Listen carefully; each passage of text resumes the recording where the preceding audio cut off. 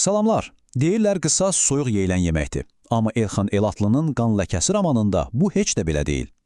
Burada qisas hər kəsi, hər şeyi yandırıb kül edən bir alovdur. Bugün bax bu alovun içinə qisasın, xəyanətin və şərəfin bir-birinə qarışdığı o gərgin hekayənin dərinliklərinə baş vurayıq. Hazırsınızsa başlayaq. Hər şey bax bu cümlə ilə başlayır. Get, mənim əzizliyə apardım. Get, amma sənə dediklərimi də unutma. Əsərin elə ilk sətirləri, prologu bu sözlərlə açılır və bizi bir anda sirli, təhlükəli bir missiyanın ortasına atır. Adam dərhal düşünür, düzdür. Kimdir axı bu Leopard? Və görəsən onu qabaqda hansı çətin, təhlükəli yol gözləyir? Yaxşı, bu hekayəni tam anlamaq üçün gəlin əvvəlcə hadisələrin cərəyan etdiyi o dövrə, o məkana gedək. Çünki hər şeyin kökü məhz oradadır, müharibənin kölgə saldığı bir zamanda. Təsəvvür edin, il 1993, sentyabr ayı, Azərbaycan amansız Qarabağ müharibəsinin tam ortasındadır. Yəni, ölkə sözün əsl mənasında od alovun içindədir. Torpaqlar işğal olunur, insanlar yurdlarından didərgin düşüb, hər gün cəbhədən ağır xəbərlər gəlir. Bütün ölkənin üstünə sanki qara bir bulud çöküb, hər yerdə gərgin, qaranlıq bir ab-hava var. Bax, Elxan Elatlı bu atmosferi necə də ustalıqla təsvir edir. Diqqətçil adamlar səkilərdə hərəkət edən adamların sifətinə hopmuş qaranlıq kölgədən müharibənin hələ də davam etdiyini asanlıqla duya bilərdilər. Bu cümlə əslində hər şey deyir. Müharibə təkcə cətlədə getmirdi, yox. O, insanların üzündə, qəlbində, gündəlik həyatının hər anında davam edirdi. Bəs bu qarma-qarışıq, bu müharibə kölgəsi içində kim fəaliyyət göstərir? Gəlin qəhrəmanımızla tanış olaq. Leopard. O, Azərbaycanın gizli kəşfiyyat xidmətinin ən bacarıqlı, ən vətənpərvər agentlərindən biridir.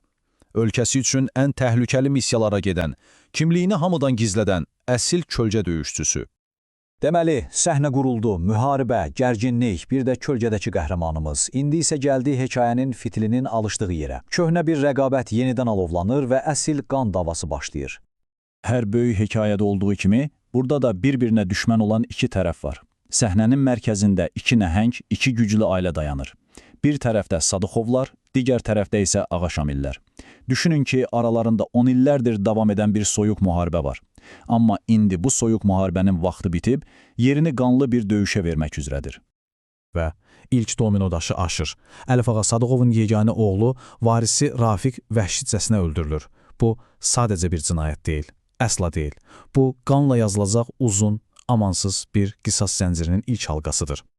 İndi bir anlıq bu səhnəni gözünüzün önünə gətirin. Romanın bəlkə də ən unudulmaz anlarından biridir. Əlif Ağa Sadıqov oğlunun cansız bədəninə əyilir və onun qulağına bir intiqam andı pıçıldayır. O pıçıltı, o səssiz and, əslində bir müharibə elanıdır və bu müharibənin qaydaları olmayacaq. Yaxşı, deməli bu adi bir qisas hekayəsidir, eləmi? Heç də yox. Bu ilk qətil tez bir zamanda elə mürəkkəb, elə təhlükəli bir hörümçək toruna çevrilir ki, işlər qisasdan çox-çox o tərəfə keçir. Bax, bu nöqtədə sizdə, oxucu da eyni sualı düşünməyə başlayırsınız. Doğrudanmı bu sadəcə iki ailənin davasıdır? Yoxsa pərdə arxasında kimsə ipləri əlində saxlayır və bu ailələri sadəcə bir piyada kimi oynadır? Bu daha böyük bir oyunun sadəcə bir parçası ola bilərmi? Gəlin, hadisələrin sürətinə bir baxın. Hər şey necə də amansızca, necə də sürətlə cəryan edir. Birinci gün Rafiq Sadıqov öldürülür. Cəmi 10 gün sonra Nihat Ağaşamil rüsvayçı bir şəkildə qətlə getirilir. Üstündən 21 gün keçir. Cahangir Ağaşamilin cəsədi tapılır, güya ki intihar edib. Və 49-cu gün Baltax Xanəli, Ağaşamil və oğlu Fətəli öz evlərindəcə qətlə getirilir. Qətillər bir-birini izləyir və bu qan davası hər iki ailəni də sözün əsl mənasında yox etməyə başlayır. Yaxşı, bu qanlı şahmat oyununda başqa hansı fiqurlar var? Həqiqəti axtaran 3 vacib adam ortaya çıxır. Birincisi, Leopardın müəllimi, hər şeyi pərdə arxasından idarə edən sirli polkovnik Baratov. İkincisi, qanunun biraz kənarında gəzən, keçmişi qaranlıq, sərt idman zalı sahibi Ələmdar Məlikov. Və üçüncüsü, bütün bu xaosun içində bir məntiq axtaran, inadkar polis müstəntiqi Kapitan Əbilov. Və bilin ki, bu 3 adamın yolu gec-tez kesişəcək. Yadınızdadır, bir sual vermişdik. Görəsən pərdə arxasında kimsə var? Çox keçmir ki, məlum olur. Bəli, var. Bütün bu ipləri əlində saxlayan bir kukla ustası var. İndi gəlin hekayənin əsl canisi, əsl düşməni ilə tanış olaq. Adı Kobra. O sadəcə bir qatil deyil, yox. O bir əfsanədir, bir kabusdur. Cilddən cildə girə bilir, döyüşün ustasıdır, amansızdır. Ən qorxulusu da odur ki, heç kim onun əslində kim olduğunu, nə istədiyini bilmir. Və bu sir onu daha da qat-qat təhlükəli edir. Və romanın ən böyük, ən şok edici sirri məhz burada açılır. Hazır olun. Bu amansız qatil Kobra əslində illər əvvəl həm Əlifağa Sadıqovu, həm də Ağa Şamili uşaq vaxtı məşq etdirən karate müəllimləri Valeri Barsovdur. Təsəvvür edirsiniz, düşmən elə içəridən, lap keçmişdən gəlir. Bu artıq işi tamamilə şəxsi bir müstəviyə daşıyır.